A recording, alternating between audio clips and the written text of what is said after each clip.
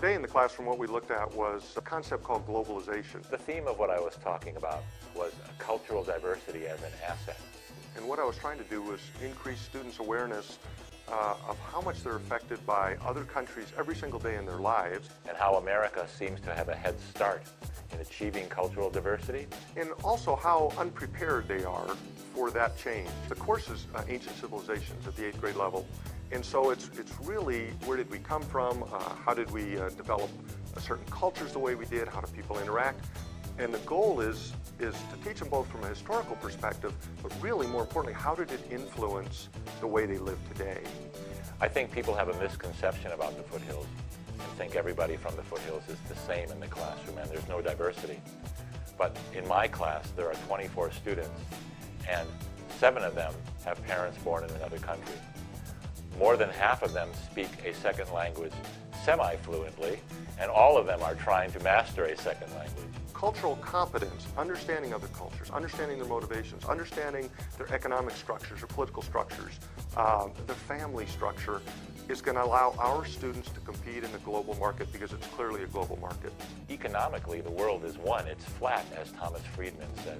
The trip to China was an incredible opportunity. It was part of a professional development program that was offered to across the board here. The education process we went through on that trip really opened me up. I had to write an essay as to why I would like to go on this trip and what benefits I could bring back to the classroom. I use it in the classroom constantly. I use it through examples. I use it through newspaper articles. I take political cartoons and show them in class. What does this mean? What does it mean to you? I would probably say I infuse something from that trip 2 or 3 times a week.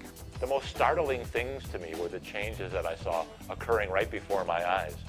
The fact that I went there, went with other teachers, school district sponsored that trip, tells students that we're lifelong learners.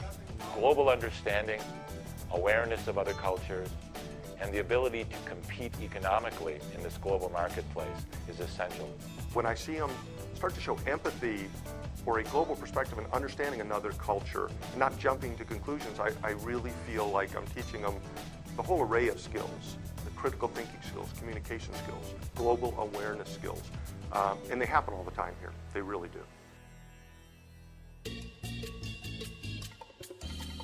We had 2 goals in class today, learning about the future tense, and then students over the weekend created an invention. Actually, the future tense is the lesser of the 2 goals. What we emphasize is communication overall. It's woven through whatever we communicate with. There's always some sort of cultural competence that's tied to our grammatical goal or our unit goal. One skill that we focus on a great deal at this level is teaching students how to greet one another. When they're greeting their peers, they greet them one way. When they greet an adult, they should greet them another way. And these are things that don't exist in our culture. I'm trying to teach them to become culturally competent so they can really relate to people from other cultures, communicate with people from other cultures, so they're not going to be just surviving. I think they're going to be thriving.